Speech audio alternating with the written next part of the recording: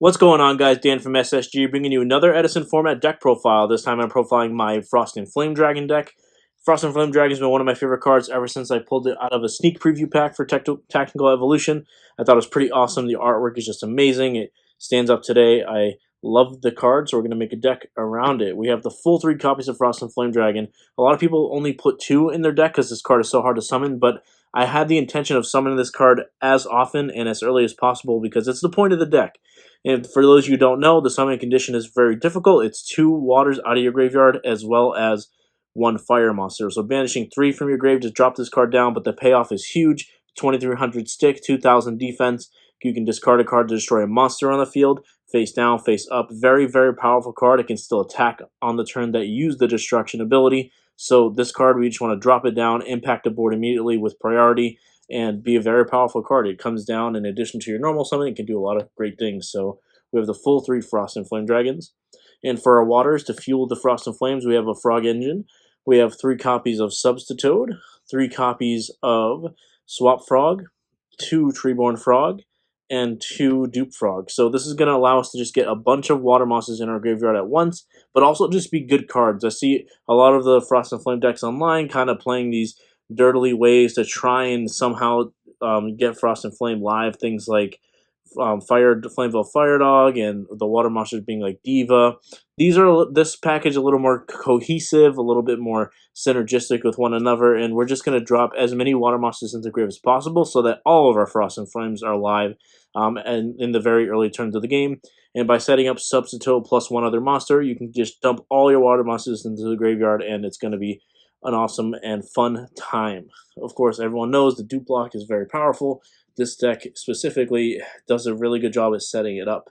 And one synergy to note is that when you have the dupe block in play, it really combos well with Frost and Flame Dragon because you'll have multiple turns to just keep popping monsters and gaining card advantage and just beating down while they can't really interact with your Frost and Flame Dragon. So very strong card, that very strong synergy that the dupe block is really coexist with the Frost and Flame. It's a very interesting combination there.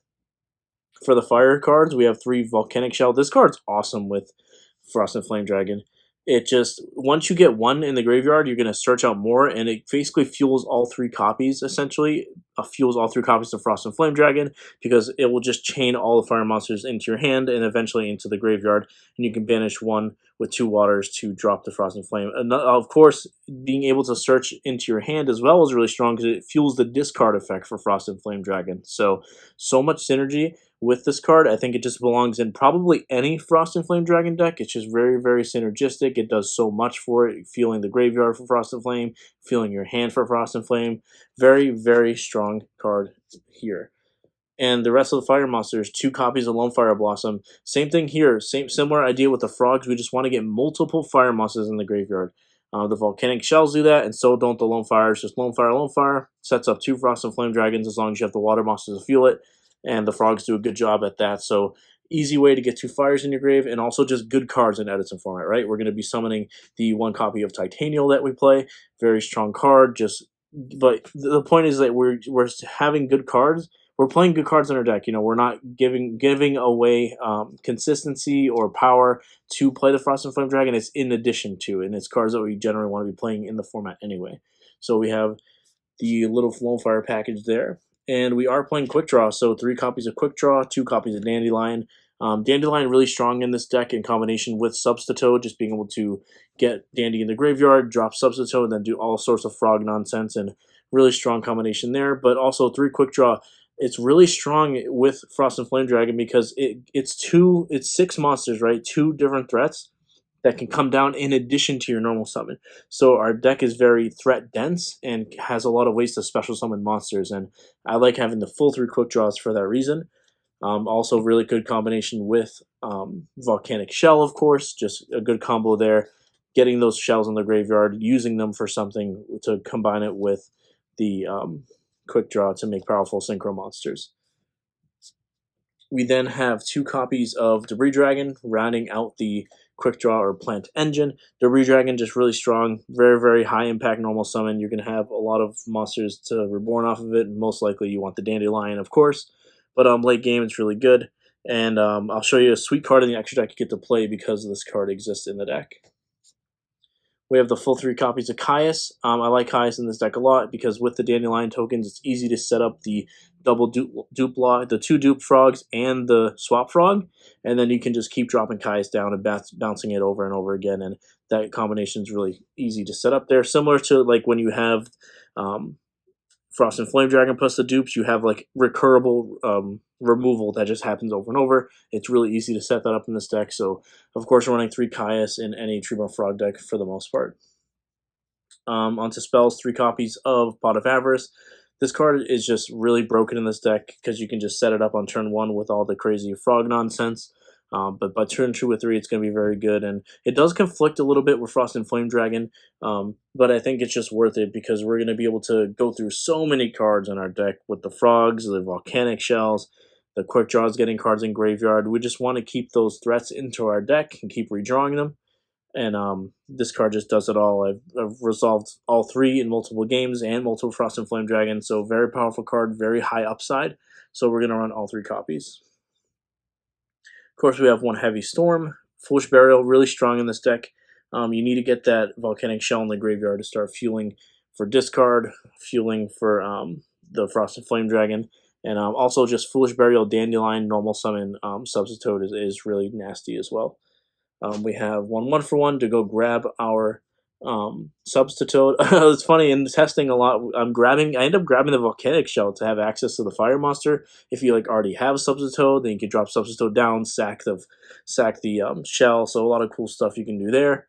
But most likely you're going to get the, you're just hopefully discarding Dandelion and then summoning out the Substitoad. And similar concept here with Scapegoat, just you can set up a huge board of frogs if you set this, and then flip it on your opponent's end phase, normal summon the Substitoad and start going off and creating loops and locks and things like that. So very strong there. I do like the 1 copy of Scapegoat. I also like it just because it combos with Quickdraw. You know, it just gives you access to more levels, which is really good. And with 3 Quickdraws on the deck plus the frogs, I think Scapegoat's a very powerful card. Trap cards. 3 copies of Wing Blast, 2 copies of Raigeki Break. Just a good discard traps. We want to interact with our opponent in meaningful ways. We have a lot of good cards to discard, whether it be Treebone Frog, Volcanic Shell. We have ways to gain card advantage, bouncing our frogs back to get extra cards in hand. We have Pot of Avarice filling up for multiple cards. We're just always going to have cards to discard with these cards, so we're just going to use those as fuel to use these trap cards. So that is the main deck. It is 41. Awesome main deck, in my opinion. It's been working really well for me. We go to the extra deck. We have full 3 copies of Drill Warrior. You probably only need 2 because you're running 3 Avarice to put them back, but you never know, it might come up and you have room for it. So I run all 3 copies. Really strong card. It's not a main win condition of your deck because you have like Caius, Frost and Flame, Debris Dragon. There's a lot of different things your deck can do to actually win the game. But if this card comes out early, you can gain a lot of card advantage and kind of put your opponent in some bad spots. So I do like the full 3. Then we have 1 copy of the Turbo Warrior. Card's kind of underplayed, just unaffected by a lot of things. Can't be Caius. Attacks over big things, like big synchro monsters, so card's very good. I have 1 Nitro Warrior. Same thing, just very good. It comes up not so often, but I think it's underplayed. It should be like summoned more than people think. It has potential to do a lot of damage to your opponent on 1 turn. Very strong card there. I have the 1 copy of Junk Archer, of course. Getting rid of tokens, applying a lot of pressure. Very good card. Going for game shots.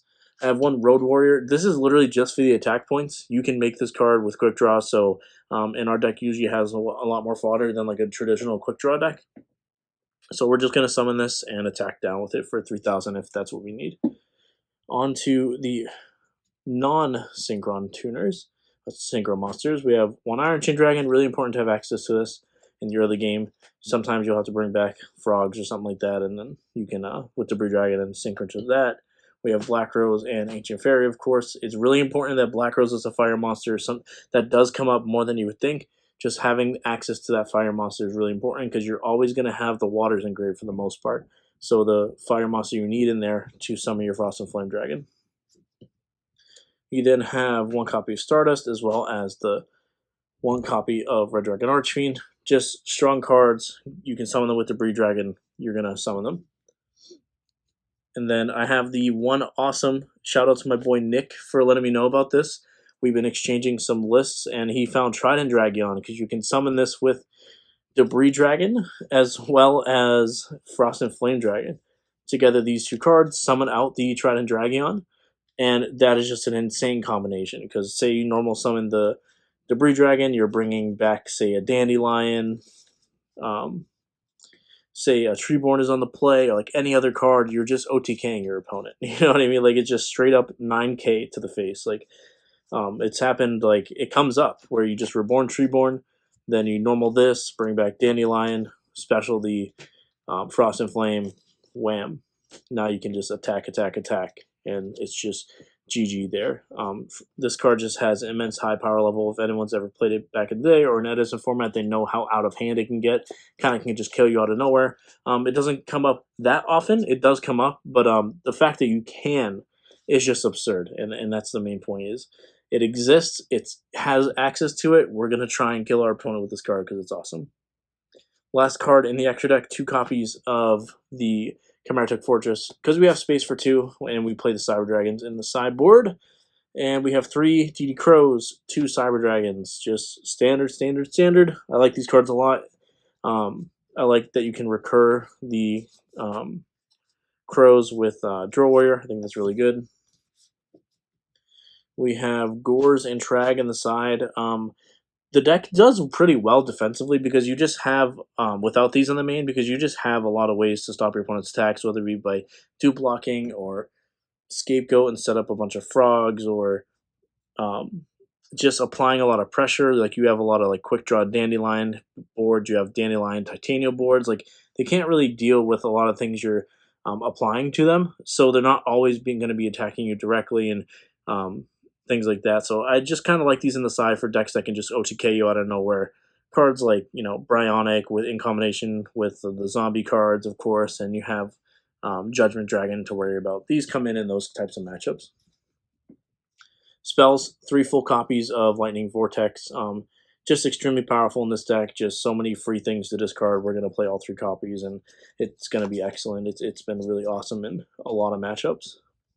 2 copies of Twisters, 1 copy of MST. I like Twisters in these kind of decks. I think I've explained on the channel before where I just want to resolve specific things on specific turns, and I think it's really important to have answers to Royal Oppression, to things like Rivalry, things like Skill Drain on the turn that you actually need to go off. And in these resource-based decks, I think it's really important to like actually resolve things on those specific turns.